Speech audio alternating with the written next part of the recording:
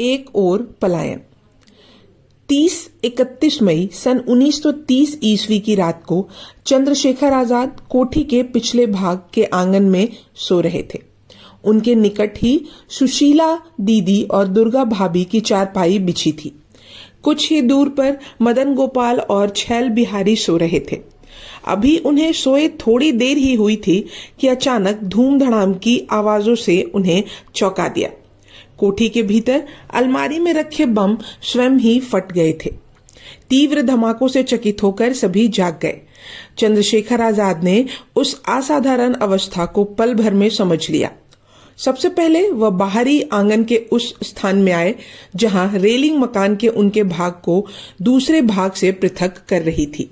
दूसरी ओर उस भाग में रहने वाली पति पत्नी भी धमाकों की आवाज सुनकर जाग गए और बदहवास से वहां आ पहुंचे।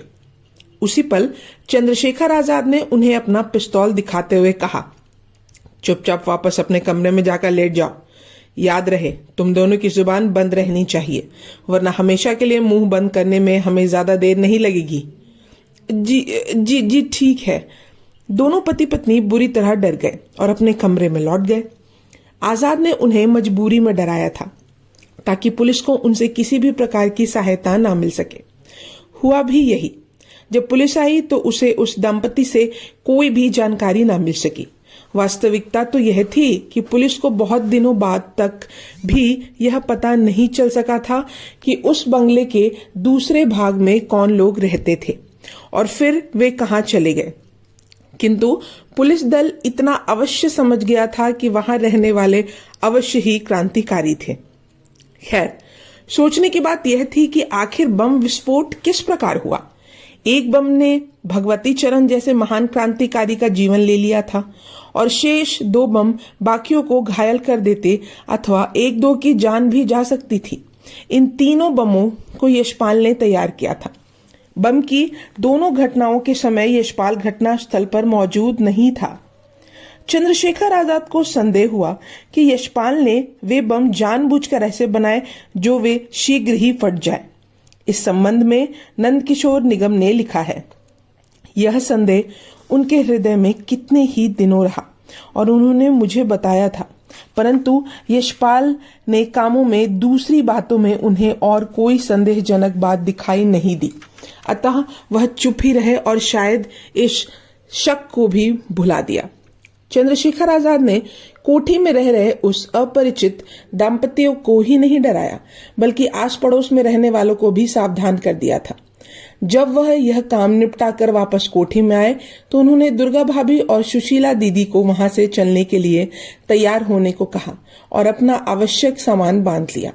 तत्पश्चात वह उन दोनों के साथ वहां से दूसरे स्थान पर चले गए। धनवंतरी वशंपयान और दुर्गा भाभी को अपने साथ निकटवर्ती एक बंगले में ले गए। चंद्रशेखर आजाद सुशीला दीदी के साथ निकट ही रह रहे लाला अचिंतराम के बंगले में रहने लगे। उस समय एक पुलिस को इस बात का ज्ञान नहीं था कि दल में स्त्रियां भी शामिल हो गई हैं या फिर वे क्रांतिकारियों की सहयोगी हैं। चंद्रशेखर आजाद भी इस बात को छिपाए रखना चाहते थे, मगर अब यह भेद छिपाना कठिन था। क्रांतिकारी दल में स्त्रियों का भी भारी योगदान है, यह बात अब पुलिस को पता लगने वाली थी, क्योंकि कोठी में उन दिनों स्त्रियों के वस्त्र यह सिद्ध कर देने के लिए काफी थे कि क्रांतिकारियों के साथ कोठी में स्त्रियां भी हैं। यह बात ध्यान में आते ही चंद्रशेखर आजाद भाभी और दीदी को सुरक्षित स्थान पर छोड़कर तुरंत साइकिल द्वारा वापस कोठी पर लौट आए। उस समय तक पुलिस कोठी पर नहीं पहुंची थी।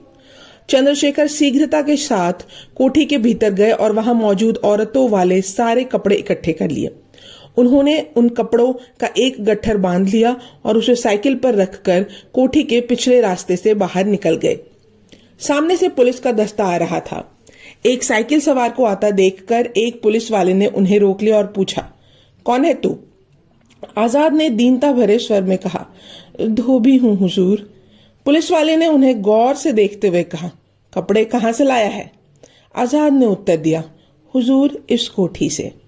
चंद्रशेखर आजाद ने कोठी के दूसरे भाग की ओर संकेत कर दिया जहां वह दंपति रहते थे। चंद्रशेखर की सादगी और सरलता के साथ एक उत्तर प्रदेशीय धोबी की भांति बोलकर को सुनकर पुलिस को उन पर लेश मात्र भी संदेह नहीं हुआ। उस समय तक पुलिस को यह मालूम नहीं था कि धोबी बने चंद्रशेखर ने जिस कोठी की तरफ संकेत किया है उसी कोठी में बम फटे हैं।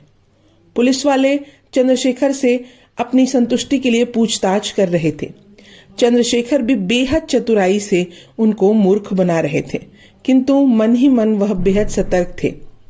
उनकी जेब में भरा हुआ पिस्तौल मौजूद था। उन्होंने मन ही मन यह निश्चय कर लिया था कि यदि पुलिस को उन पर संदेह हो गया तो वे पुलिस पर गोली चलाते हुए वहां से निकल जाएंगे या फिर लड़ते हुए अपनी जान दे देंगे। मगर इसकी नौबत नहीं आई। पुलिस दल आगे बढ़ गया और चंद्रशेखर अपनी मंजिल की ओर चल दिए। कोठी में पुलिस को ऐसा कोई सुराग नहीं मिला जिससे उन्हें दल में स्त्रियों का शामिल होने का पता चल पाता, मगर उन्हें कोठी से 2 पुस्तकें मिली जो पंजाब यूनिवर्सिटी लाइब्रेरी की थी और यशपाल द्वारा लिखित पत्र के टुकड़े मिले जिन्हें यशपाल ने प्रकाशों के नाम से लिखे थे। कोठी पर बम फटने के कारण पुलिस सतर्क हो गई थी, साथ ही उसकी सरगर्मियां भी बढ़ गई। भगवती चरण की मृत्यु और बहावलपुर रोड वाली कोठी पर बम विस्फोट का एक परिणाम यह हुआ कि भगत सिंह को छुड़ाने के लिए जो योजना तैयार की गई थी उस पर अमल करना असंभव हो गया। यह पहले ही बताया जा चुका है कि कोठी में हुए बम विस्फोट ने पुलिस को अत्यंत सतर्क कर दिया था और चंद्रशेखर आजाद विवश होकर अपने व अपने साथियों को सुरक्षित रखने के कार्यों में व्यस्त थे। लाहौर में भगत सिंह को छुड़ाने के संबंध में भी रुपए खर्च हुआ था। उसका प्रबंध भगवती चरण और दुर्गा भाभी ने किया था।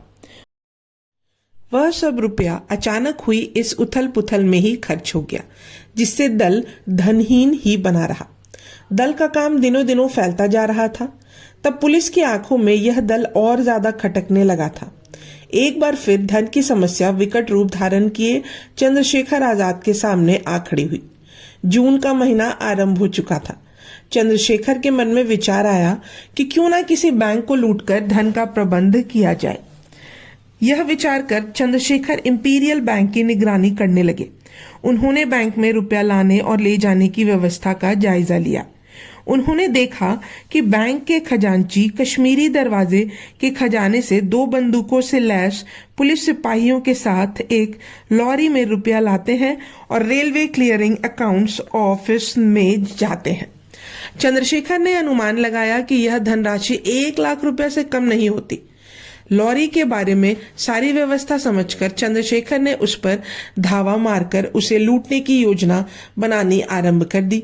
योजना तैयार होने पर चंद्रशेखर ने अपने क्रांतिकारी साथियों से कहा, बैंक की यह लूट हम 1 जुलाई को करेंगे। सभी चंद्रशेखर की योजना व कार्यक्रम से सहमत हो गए।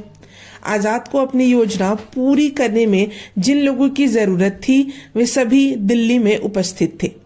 कार द्वारा इस कार्य को करने का निश्चय किया गया। आजाद को पूर्ण विश्वास था कि वह इस कार्यवाही में सफल रहेंगे और यदि उनके अनुमान अनुसार 1 लाख रुपया मिल गया तो दल को धन की चिंता से छुटकारा मिल जाएगा।